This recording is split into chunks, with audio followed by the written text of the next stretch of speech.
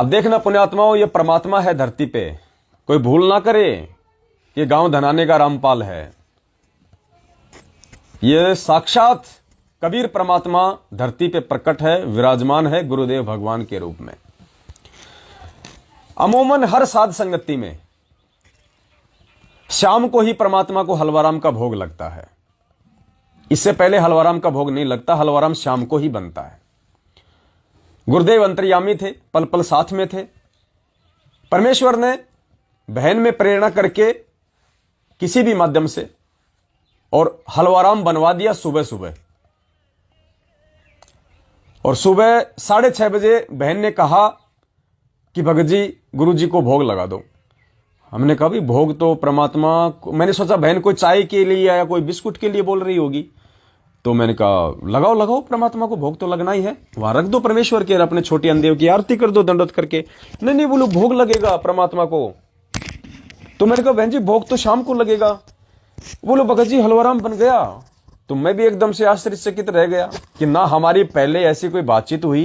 कजोड़ भगत जी का जरूर बहन से थोड़ा बहुत विचार विमर्श हुआ था, लेकिन मुझे ये सब नहीं पता था कि भाई हलवाराम भी बन जाएगा सुबह सुबह। तो परमेश्वर ने उन दोनों आत्माओं में प्रेरणा करके और हलवाराम सुबह बनवा दिया। और 6:30 बजे देखो पुण्यात्मा, यहां भी परमात्मा ने हमारी बुद्धि ऑफ कर दी। हमारी प्लानिंग थी, क्योंकि ये हिसार सतलोक आश्रम मैनेजमेंट हरियाणा वालों का मेन गढ़ था और हमें पता था कि हर प्रकार की घटिया से घटिया, नीच से नीच हरकत करने से वो लोग नहीं चूकेंगे जहां तक उनका दाव लगेगा। तो हमने ये सोच के कि प्रोग्राम में कोई बाधा उत्पन्न ना हो और बंदी छोड़ भगवान को सही सलामत भोग लग जाए, हमने सोचा कि हम शाम को ही लाइव आएंगे, क्योंकि हो सकता है दास पे इनकी विशेष तौर से निगाह हो। तो अगर दास अभी लाइव आ गया तो इनको मालूम पड़ जाएगा और फिर तो शाम के 7:30 बजे भोग लगेगा। बीच में 12-13 घंटे का टाइम हो गया, तो 12-13 घंटे में तो ये लोग अपनी पूरी प्लानिंग कर लेंगे। इसलिए दास ने सोचा कि शाम को ही लाइव आएंगे, शाम को ही भोग लगेगा। लेकिन बंदी छोड़ को पता था कि बेटा शाम तक ये काल भगवान यहां पे तुम्हें नहीं टिकने देगा। शाम तक इस काल भगवान ने बहुत बड़ा तांडव मचाना है यहां पे। तो परमेश्वर अंतर्यामी थे गुरुदेव भगवान परमात्मा ने सुबह 6 बजे ही जो है हलवाराम बनवा दिया और दास की परमात्मा ने बुद्धि ऑफ कर दी। दास अपनी तरफ से बिल्कुल लाइव नहीं आता, अपनी सोच आधार से दास उनको मौका नहीं देने वाला था। लेकिन परमेश्वर ने बुद्धि ऑफ की। तुरंत दास ने बैग से मोबाइल निकाला, लाइव का सामान निकाला और कहा कि भक्तों परमेश्वर को छोटी भोग की आरती के साथ में भोग लगने जा रहा है। और मालिक का हलवाराम रख दिया गया और परमेश्वर को छोटी भोग की आरती के साथ में 1 घंटे हम लाइव आए सुबह 6:30 बजे और परमेश्वर को भोग लगा। देश विदेश के सभी भक्तों ने लाइव में भी परमेश्वर का भोग प्रसाद देखा, परमेश्वर की भोग आरती में शामिल हुए। और पुण्यात्माओं, सुबह जैसे हम लाइव आए तुरंत सतलोक आश्रम मैनेजमेंट हरियाणा वाले चौकन्ने हो गए कि भैया शिकार आ गया, शिकार आ गया। तुरंत चौकन्ने हो गए, इनके यंत्र तंत्र संत्र सब घूमने लग गए। और 1 घंटे हम लाइव रहे। उसके बाद हम रुक गए, बैठ गए, क्योंकि हम भी थके हारे थे, हमने भी नहाना धोना था, भोजन भंडारा लेना था। अब देखो पुण्यात्माओं, यहां परमात्मा ने हम नीचों की जो छोटी सोच थी उसको परमेश्वर ने नीचे दबाया, क्योंकि भगवान अंतर्यामी थे, उनको पता था कि यहां क्या होने वाला है और मेरे बच्चों पे फूल जितनी भी आपत्ति ना आ जाए।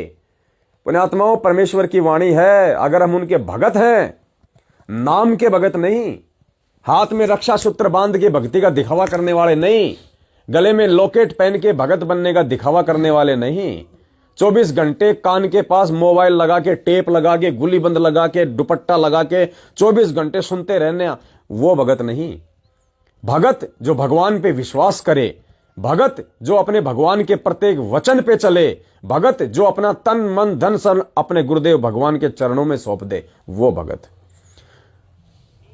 फिर परमात्मा कहते हैं उन भक्तों के साथ में क्या करता है परमेश्वर। गुरुदेव कहते हैं जो बच्चा गऊ की नजर में, जैसे गाय की नजर में उसका जो बछड़ा होता है ना, गाय 2 सेकंड भी अपने बच्चे से नजरें दूर नहीं करती है कि कहीं कोई आवारा कुत्ता, कोई पशु इसको हानि ना पहुंचा दे। तो परमेश्वर कहते हैं जो बच्चा गऊ की नजर में, भैंस तो पीट करके सो जाती है, भैंस तो 1 घंटे पीट करके सो जाएगी अपने बच्चे से, क्योंकि उसकी मोटी बुद्धि होती है। इसलिए परमेश्वर ने गाय का एग्जाम्पल दिया, क्योंकि गाय 1 सेकंड के लिए भी अपने बच्चे को अपनी नजर से दूर नहीं करती, उसको इतनी चिंता होती है। तो परमेश्वर यहां पे गाय की भूमिका में, और जो बछड़ा है वो परमेश्वर के बच्चे, सतसेवक बच्चे। तो परमेश्वर कहते हैं जो बच्चा गऊ की नजर में, ऐसे साईं को संत, ऐसे उस भगवान को अपने भक्तों की टेंशन होती है, गुरु को अपने बच्चों की चिंता होती है। जो बच्चा गऊ की नजर में, यूं साई को संत, और भक्तों के पीछे पीछे फिरे वो भगत वत्सल भगवंत। तो ऐसे वो भगवंत हिसार जेल में बैठा हुआ शरीर रूप में और शब्द रूप में अपने प्रत्येक सतसेवक बच्चे के पास हिसार में बहन सुलेखा दासी के घर पे बैठा हुआ था। पल पल नजर थी उस परमेश्वर की अपने सतसेवक बच्चों के ऊपर कि इस पृथ्वी पे मेरी सर्वश्रेष्ठ आत्माएं यहां आई हुई हैं, मेरे विशेष बच्चे, मेरी विशेष आत्माएं अपने 100 काम छोड़ के, और इस मेरे 27 वर्षों से जो मैं संघर्ष कर रहा हूं, इस संघर्ष को आगे परवान चढ़ाने के लिए और अपने गुरुदेव के पद चिन्हों पे चलते हुए संघर्ष करने की शिक्षा लेते हुए आज यहां इसार की साथ संगति में आए हुए हैं। तो परमेश्वर कैसे फूल जितनी चोट भी अपने बच्चों को आने देंगे? तो मालिक अंतर्यामी थे, काल भगवान की भयंकर से भयंकर सूक्ष्म चाल का उनको पता था कि आज काल में यहां पे 2-3 लाश तो कम से कम गिरानी ही गिरानी है, क्योंकि बुरी तरह से सतलोक आश्रम मैनेजमेंट हरियाणा बौखलाया हुआ था, बुरी तरह से कि हमारे गढ़ में आ गया। इन्होंने कभी सौपन में भी नहीं सोचा था कि सतसेवक हिसार में आके साथ संगति कर लेंगे। कल ऐसे बैठे हुए थे, जयपुर से रूपदास भगत जी हैं, तो दास तो दिमाग से निकल गई थी बात। तो भगत जी ने कहा कि भगत जी एक दिन आप दुकान पे बैठे थे और आपकी किसी से बातचीत हो रही थी मैनेजमेंट वाले से, और आप उनको चिल्ला चिल्ला के कह रहे थे कि तुम्हारी छाती पे आके हिसार में आके साथ संगति करेंगे एक दिन, तुम्हारी छाती पे आके। तो दास ने कहा कि भाई अब मेरे तो दिमाग से निकल गई, परमात्मा ने कब बुलवा दिया, क्या बुलवा दिया, ध्यान नहीं है। तो भगत जी कह रहे थे कि भगत जी वो शब्द परमात्मा ने 25 दिसंबर को सफल करवा दिया हमारे, उनकी छाती पे जाके ही परमात्मा ने साथ संगतियां करवा दी, जो मैनेजमेंट वाले सौपन में भी नहीं सोच सकते थे कि ये सतसेवक हिसार में, हरियाणा में आके साथ संगति कर लेंगे, और विशेष तौर से हिसार में। तो परमेश्वर ने अपने बच्चों का वो वचन भी सफल करवाया, वो पूरा करवाया। तो गुरुदेव अंतर्यामी थे, परमेश्वर को मालूम था कि क्या कुछ होने वाला है यहां पे। तो परमेश्वर ने सारे काम जो शाम को होते हैं, गुरुदेव ने वो काम सुबह ही करवाने शुरू कर दिए। सुबह 6 बजे परमात्मा ने हलवा प्रसाद बनवा दिया जो कि शाम को बनता है। सुबह 6:30 बजे परमेश्वर ने भोग लगवा लिया अपने आप को, जो कि शाम को लगता है। और 1 घंटे परमात्मा ने साथ संगति करवा दी, जो कि पूरी रात चलती है। और उसके बाद पुण्यात्माओं दूसरा चमत्कार, भंडारा हमेशा रमेणी के बाद होता है, ये नियम है हमारा साथ संगत वालों का। उससे पहले हल्का फुल्का नाश्ता हम कर लेते हैं, लेकिन परमेश्वर की मर्जी, परमात्मा ने 12 भी नहीं बजने दिए, 11 बजे ही भक्तों में प्रेरणा करके आलू टमाटर गोभी फलाना दिखना तिखना छील छाल के इन्होंने तो छत पे अपना भंडारा रेडी कर दिया। और मालूम पड़ा ये बोले भगत जी भोग लगाओ, तो दास ने कहा कि अभी तो लगा है। बोले भंडारे का मुझको बन गया, बोलो बनवा दिया परमात्मा ने, तो मुझको लगा दो। तो ऐसी दया बख्शी परमपिता परमेश्वर ने। 11 बजे गुरुदेव भगवान ने जो है सब्जी पूड़ी वगैरह जो भी परमेश्वर ने बनवाई, मालिक को पता था कि बाद में ये भंडारा भी नहीं करने देगा, ये काल भगवान ऐसा तांडव मचाएगा। तो परमेश्वर ने 11 बजे ही भक्तों को जो वहां पहुंच गए, भंडारा भी सबको करवा दिया परमात्मा ने। मालिक को दोबारा से भोग लगा, जबकि अमूमन एक बार भोग लगता है साथ संगति में। परमात्मा ने सुबह 6 बजे से लेकर दिन के 11 बजे तक 2 बार भोग लगवाया, 2 बार। छप्पर फाड़ दया बख्शी, बोलो बंदी छोड़ सतगुरु रामपाल जी भगवान की। पुण्यात्मा इसको कहते हैं समर्थ, इसको कहते हैं अंतर्यामी। संध्या आरती में पढ़ते हैं अंतर्यामी एक आप आत्म के आधार, और जो तुम छोड़ो हाथ तो मोह कौन उतारे पार। तो ये अंतर्यामी का काम था यहाँ पे, ये उस समर्थ धनी का काम था यहां पे जो उन्होंने किया। अब पुण्यात्माओं आगे चलते हैं। जैसे हमारे भगत भाई बहन ऊपर भंडारा कर रहे थे, ठीक 12 बजे के आसपास पुण्यात्माओं वहां पे पुलिस की गाड़ी आ जाती है। 4-5 थे पुलिस वाले, 5-4 थे। हाँ हाँ, 12 से 2 बजे के आसपास 5-6 पुलिस वाले अपनी गाड़ी लेके वहां पे आए, थाने वाले। और आते ही उन्होंने, देखो पुण्यात्माओं, बहन ने परमिशन भी ले ली थी पहले ही, और बहन को 23 तारीख को इन्होंने थाने में भी बुलवा लिया था पुलिस वालों ने, मैनेजमेंट के दबाव में आके। पुण्यात्माओं समझ सकते हो आप, समझदार को संकेत काफी होता है। पुलिस वालों का उस सत्संग के प्रोग्राम को रोकने का कोई वो नहीं था, वो टारगेट उनको कोई मतलब नहीं था। सैकड़ों सत्संग होते हैं हिसार में, सभी संतों के होते हैं, पता नहीं कितने प्रोग्राम होते हैं। लेकिन पुण्यात्मा देखना, इन दुष्टों ने, सतलोक आश्रम मैनेजमेंट हरियाणा वालों ने बेचारे उन पुलिस वालों के भी कर्म फुड़वा दिए भयंकर रूप से, उनके भी कर्म बिगड़वा दिए। पुलिस को कोई मतलब नहीं था कौन सत्संग कर रहा है। हम कोई सपना चौधरी का कोई प्रोग्राम थोड़ी देखने गए थे, हैं? वहां पे कोई सपना चौधरी थोड़े कोई आधे कपड़े पहन के डांस कर रही थी, कोई जागरण थोड़ी हो रहा था वहां पे। परमात्मा का सत्संग था, बहन की स्कूल है, नीचे अंडरग्राउंड है, ना किसी आड़ोसी पाड़ोसी को कोई समस्या थी, ना किसी और को कोई प्रॉब्लम थी, ना हमारा कोई डीजे बजाने का प्रोग्राम था। जब पड़ोसियों तक को प्रॉब्लम नहीं है तो पुण्यात्मा विचार करो पुलिस प्रशासन को क्या प्रॉब्लम हो सकती है। लेकिन इन गधों ने संगत से जो दान लूटा जा रहा है, पुण्यात्माओं बेचारों के उनके भी कर्म बिगड़वा दिए और पुलिस वालों को वहां पे भेज दिया गया।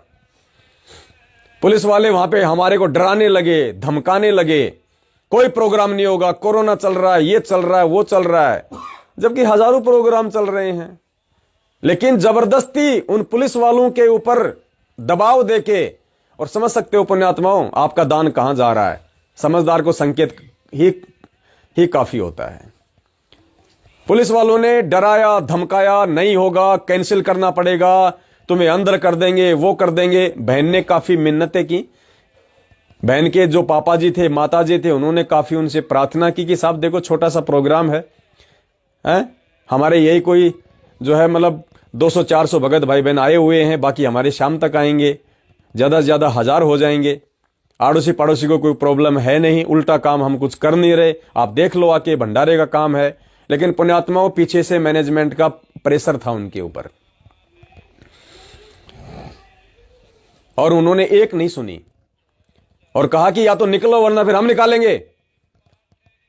परमेश्वर ने इतनी दया जरूर बख्शी, उन पुलिस वालों के अंदर ये प्रेरणा की, और पुलिस वालों ने कहा कि फटाफट जो लोग हैं उनको भंडारा कराओ और भंडारा करवा के सबको यहां से निकालो। हम ऊपर बैठे हुए थे, सभी भाई बहनों ने भंडारा कर लिया, सारा काम हो गया, कंप्लीट हुआ। उसके बाद में उन्होंने कहा भाई जल्दी करो, निकालो यहां से सबको। और जब सुलेखा बहन जब नीचे गई तो सुलेखा बहन को जो पुलिस वाला था उसने साइड में ले जाके कहा, क्योंकि परमेश्वर कुछ संकेत करवा देते हैं। उस पुलिस वाले ने कहा कि देख बहन, हमें अच्छे से पता है कि कौन सही है और कौन गलत है। देखो पुण्यात्मा विचार करना, कौन बोल रहा है ये बातें। पुलिस वाले ने कहा कि हमें अच्छे से पता है कि कौन सही है और कौन गलत है, और आप लोगों ने इन लोगों से बराबर की टक्कर ली हुई है, बराबर की टक्कर। और तुम्हारा जो ये प्रोग्राम चल रहा है ये तो वर्ल्ड वाइड चल रहा है, पूरे देश विदेश में चल रहा है ये। और भाई यहां पे कोई जयपुर से कोई पवन नाम का एक व्यक्ति है, वो इनका मेन टारगेट है। उस व्यक्ति के साथ में कुछ भी घटना घटित हो सकती है, इसलिए इन सबको निकालो और उस पवन को भी निकाल दो, उसको भी निकाल दो, और इन सबको निकालो यहां से फटाफट, वरना यहां पे कुछ भी हो सकता है।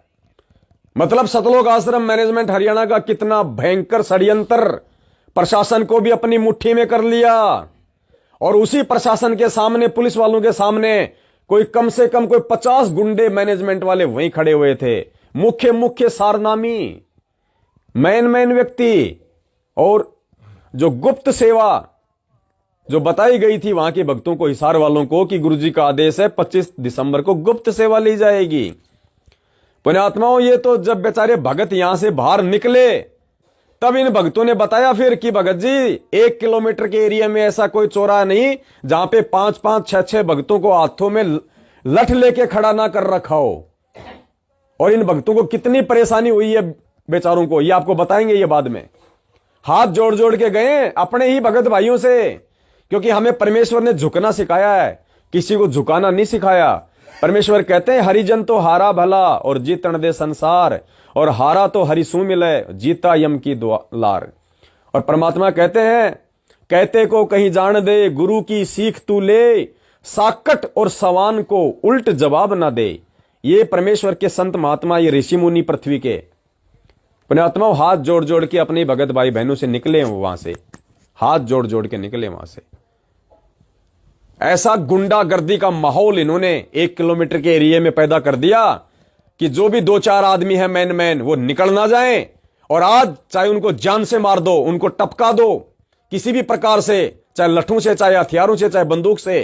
पूरी प्लानिंग के साथ में ये लोग आए थे कि आज वो 1-2 व्यक्ति यहां से बच के नहीं जाने चाहिए। ऐसा मौका जिंदगी में दोबारा नहीं मिलेगा उनको टपकाने का। और वहां का जो पुलिस प्रशासन था उसने उस कुक्रम में उन मैनेजमेंट वालों का भरपूर साथ दिया, वरना पुलिस वालों को क्या दिक्कत थी, हम सत्संग कर रहे थे। लेकिन देखो दिक्कत मैनेजमेंट वालों ने उनके माध्यम से करवा दी।